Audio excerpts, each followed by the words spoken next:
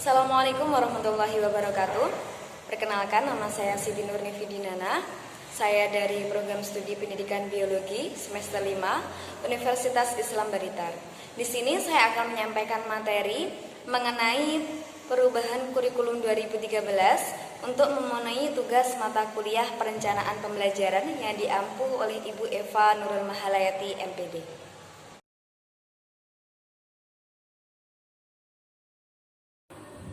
Baik, langsung saja kita memasuki materi. Yang pertama yaitu mengenai kurikulum.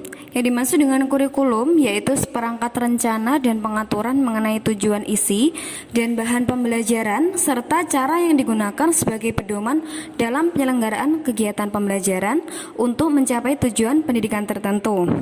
Nah, untuk perubahan-perubahan yang terjadi di Indonesia sejak bernama Rencana Pembelajaran tahun 1974 hingga kurikulum KTSP tahun 2006 sampai kurikulum 2013 dan juga 2013 revisi. Nah, menurut dari pemerintah bahwa kurikulum yang paling mampu menjadi pandangan baru dalam fokus acuan pendidikan adalah kurikulum 2013 yang memiliki pendekatan ilmiah scientific approach. Kemudian pada tahun 2015 dilakukan revisi kurikulum 2013 dan konsekuensi perubahannya dilakukan berdasarkan berbagai masukan dari publik, para ahli dan para penggiat pendidikan sehingga ada perbaikan.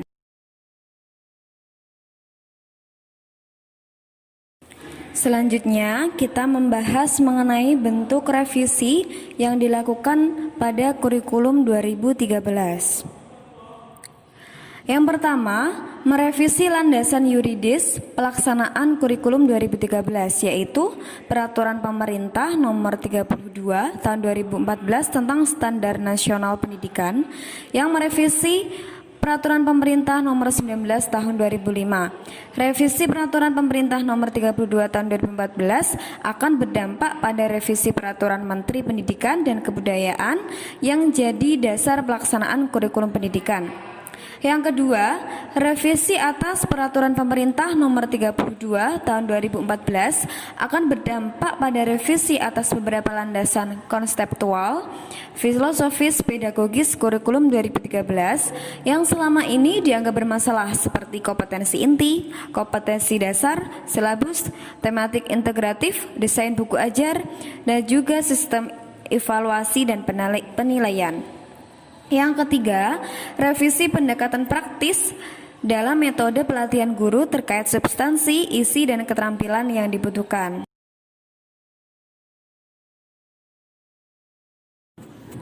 Selanjutnya yaitu mengenai bagian kurikulum 2013 yang mengalami revisi. Ada beberapa poin di situ dijelaskan. Saya akan menyebutkan beberapa saja, nanti yang lain bisa dibaca dalam slide.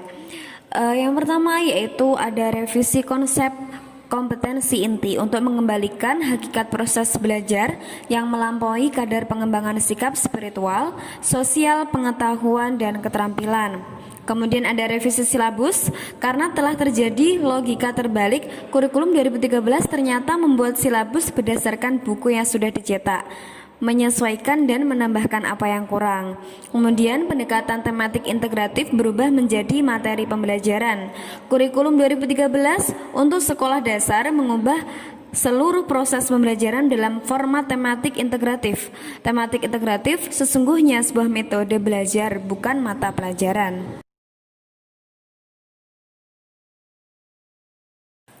Selanjutnya yaitu beberapa poin penting perubahan kurikulum 2013 revisi tahun 2017, diantaranya yaitu ada nama kurikulum tidak berubah menjadi kurikulum nasional, melainkan tetap memakai nama kurikulum 2013 edisi revisi yang berlaku secara nasional. Penilaian sikap kompetensi inti atau KI 1 dan KI 2 sudah ditiadakan di setiap mata pelajaran kecuali mapel agama dan PPKN. Namun demikian, kompetensi inti tetap dicantumkan dalam penulisan RPP. Jika ada dua nilai praktek dalam satu KD atau kompetensi dasar, maka yang diambil adalah nilai yang tertinggi. Kemudian perhitungan nilai keterampilan dalam 1 KD dijumlahkan atau praktek, produk, portofolio dan diambil rata-ratanya untuk mengetahui bobot penilaian harian dan penilaian akhir semester itu sama.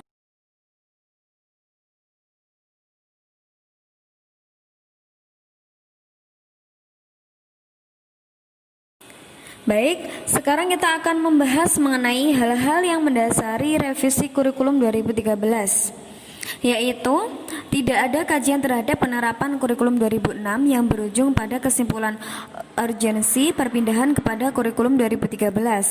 Kemudian tidak ada evaluasi menyeluruh terhadap uji coba penerapan kurikulum 2013 setelah setahun penerapan di sekolah-sekolah yang ditunjuk. Kurikulum sudah diterapkan di seluruh sekolah di bulan Juli tahun 2014, sementara instruksi untuk melakukan evaluasi baru dibuat 14 Oktober 2014, yaitu 6 hari sebelum pelantikan presiden baru. Kemudian ada kompetensi spiritual dan sikap terlalu dipaksakan sehingga mengganggu substansi keilmuan dan menimbulkan kebingungan dan beban administratif berlebihan bagi para guru.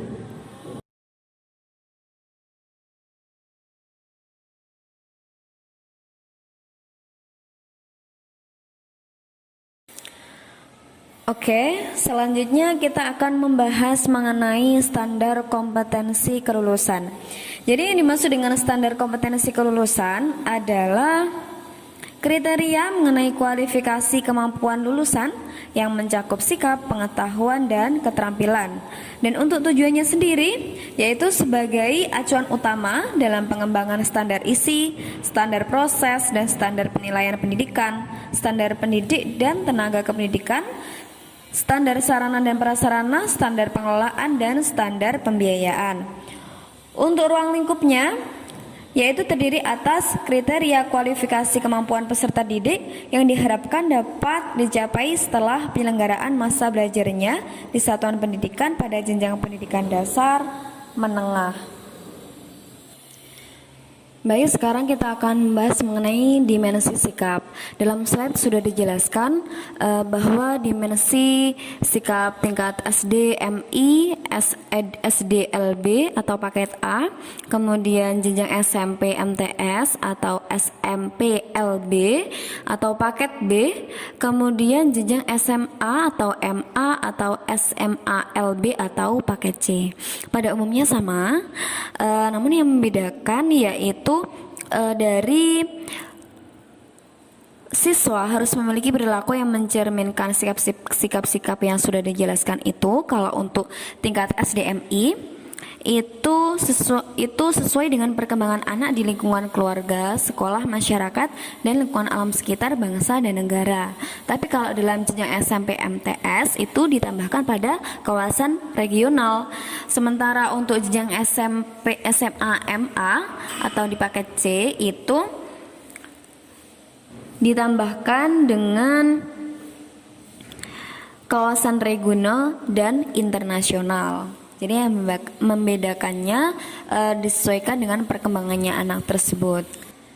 Selanjutnya yaitu dimensi pengetahuan. Kita bisa lihat di dalam slide ya, di situ juga sudah dibedakan dari jenjang SD, SMI, SMP, MTS, SMA dan juga MA. Nah, untuk istilah pengetahuan faktual, konseptual, prosedural, dan metakognitif pada masing-masing satuan pendidikan dijelaskan pada matriks berikut. Selanjutnya penjelasan mengenai konseptual, di situ juga dijelaskan penjelasannya mulai dari jenjang SDMI, SMP MTS, kemudian SMA dan juga MA.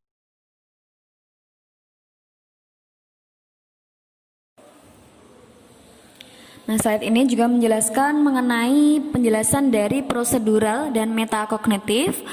Juga sama, perjenjang itu ada bedanya dari MISD, kemudian SMP MTS, SMA dan juga MA, itu dijelaskan dalam slide tersebut.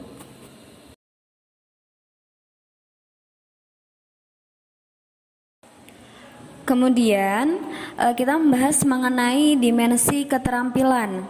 bahwa semua siswa baik dalam tingkat SDMI, SMP MTS, SMA MA itu harus memiliki keterampilan berpikir dan bertindak kreatif, produktif, kritis, mandiri, kolaboratif dan juga komunikatif. Namun yang membedakan untuk dalam tingkat SDMI yaitu melalui pendekatan ilmiah sesuai dengan tahap perkembangan anak yang relevan dengan tugas yang diberikan. Sementara dalam jenjang SMP MTS itu melalui pendekatan ilmiah sesuai dengan yang dipelajari di satuan pendidikan dan sumber lain secara mandiri. Nah, untuk jenjang SMA MA itu melalui pendekatan ilmiah sebagai pengembangan dari yang dipelajari di satuan pendidikan dan sumber lain secara mandiri. Gradasi setiap dimensi sikap, pengetahuan, dan keterampilan antar jenjang pendidikan memperhatikan hal-hal sebagai berikut, yaitu perkembangan psikologis anak, lingkup dan kedalaman, kesinambungan, fungsi dan satuan pendidikan, dan juga lingkungan.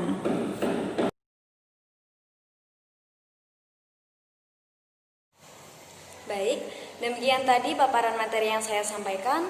Mohon maaf bila masih banyak kekurangan. Semoga materi yang saya sampaikan tadi dapat memberikan tambahan ilmu yang bermanfaat untuk kita semua. Saya akhiri. Wassalamualaikum warahmatullahi wabarakatuh.